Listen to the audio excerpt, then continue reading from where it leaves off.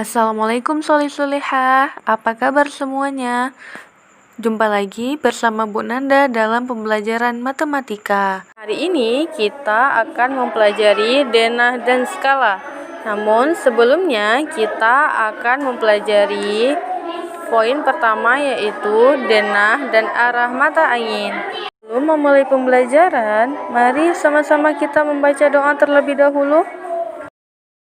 Hayya naqra'ud du'a. Bismillahirrahmanirrahim. Rabbi zidni ilman warzuqni fahman. Raditu billahi rabba wa bil islamina wa bi Muhammadin nabiyya wa rasula. Rabbi syrah li sadri wa yassir li amri wahlul 'uqdatam min lisani yafqahu qawli. Amin.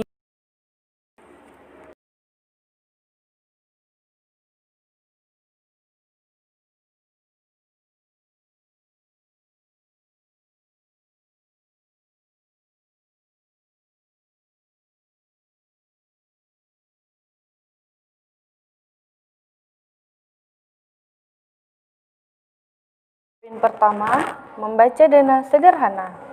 Denah merupakan gambaran yang menunjukkan keadaan suatu tempat atau wilayah tertentu pada bidang datar. Fungsi denah hampir sama dengan peta, yaitu memudahkan kita untuk menemukan lokasi sebuah tempat. Akan tetapi, wilayah yang ditunjukkan pada peta sangat luas, sedangkan wilayah pada denah sangat terbatas.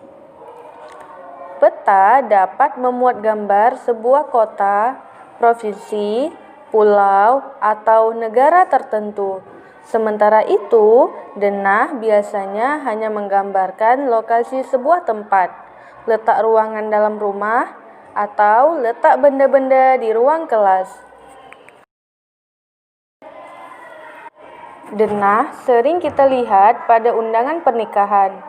Tujuannya agar tamu undangan dapat lebih mudah menemukan lokasi pernikahan tersebut. Perhatikan contoh denah berikut. Untuk menjelaskan atau memahami letak suatu tempat pada peta atau denah, kita harus terlebih dahulu memahami arah mata angin.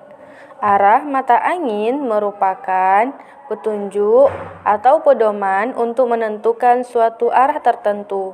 Ada 8 arah mata angin yang biasanya digunakan pada kompas, peta, atau navigasi. Perhatikan arah mata angin berikut. Berdasarkan gambar, dapat dilihat bahwa antara dua arah mata angin membentuk sudut dengan besar tertentu. Contoh, antara arah utara dan timur membentuk sudut 90 derajat. Antara arah timur laut dan timur membentuk sudut 45 derajat. Antara arah timur dan barat membentuk sudut 180 derajat, dan antara arah barat laut dan tenggara membentuk sudut 180 derajat. Perhatikan gambar denah berikut untuk lebih memahami cara membaca atau menemukan suatu lokasi. Berdasarkan denah di atas, dapat ditentukan letak beberapa tempat sebagai berikut. Rumah Jessie berada di sebelah selatan rumah Aditya, sebelah utara rumah Mita, atau sebelah timur pasar. Toko buku berada di sebelah tenggara taman bermain. Kantor pos berada di sebelah barat rumah Bayu. Toko roti berada di sebelah timur rumah Rizky. Rumah Mita berada di sebelah barat daya taman bermain. Sedangkan rumah Bayu berada di sebelah barat laut rumah Jessie dan sebelah barat rumah Aditya. 2. Menggambar denah letak benda. Untuk menggambar denah letak benda atau rumah, perhatikan hal-hal berikut. Pertama, tentukan salah satu benda sebagai titik acuan. 2. Tentukan arah mata angin pada bidang gambar. Yang ketiga, gambar letak benda yang dimaksud dari titik acuan. Contoh, Buatlah denah sederhana letak beberapa tempat berikut. Puskesmas terletak di sebelah utara rumah Adit. Rumah Adit terletak di sebelah timur sekolah. Rumah Adit terletak di sebelah barat laut toko roti. Penyelesaiannya, misalkan rumah Adit sebagai titik acuan. Gambarkan rumah Adit tepat di tengah bidang gambar. Kemudian, buatlah petunjuk arah mata angin pada bidang gambar. Dan yang terakhir, buatlah gambar puskesmas, sekolah, dan toko roti berdasarkan letak rumah Adit sebagai titik acuan.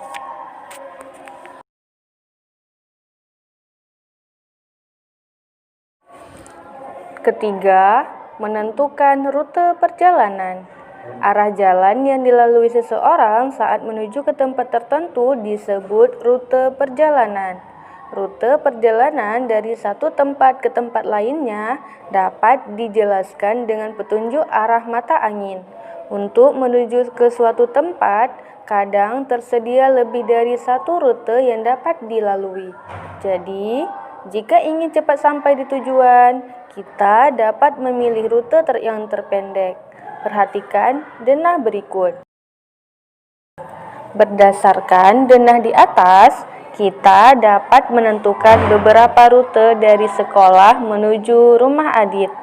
Rute pertama, dari sekolah menuju ke arah barat melalui jalan Kancil 2 sampai melewati puskesmas.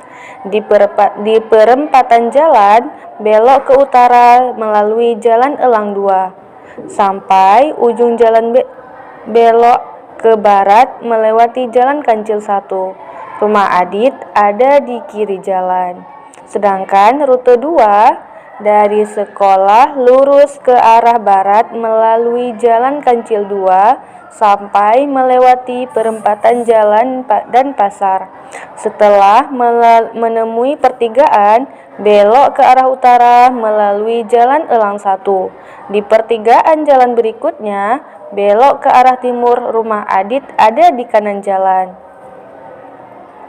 Jika sepulang sekolah Adit ingin segera tiba di rumah, Adit dapat memilih rute 1 karena rutenya lebih pendek dari rute 2. Saat ini kita dapat menggunakan GPS, Global Positioning System, untuk menentukan letak suatu tempat. Selain sebagai penunjuk jalan, GPS juga dapat menentukan koordinat suatu objek dengan GPS tracking. Anak-anak, sekian pembelajaran kita hari ini. Semoga bermanfaat dan bisa dipahami. Belanda akhiri dengan membaca doa kafaratul majelis. Subhanaka Allahumma wa bihamdika asyhadu an la ilaha illa anta astaghfiruka wa atubu ilaik. Assalamualaikum. Selamat belajar ya.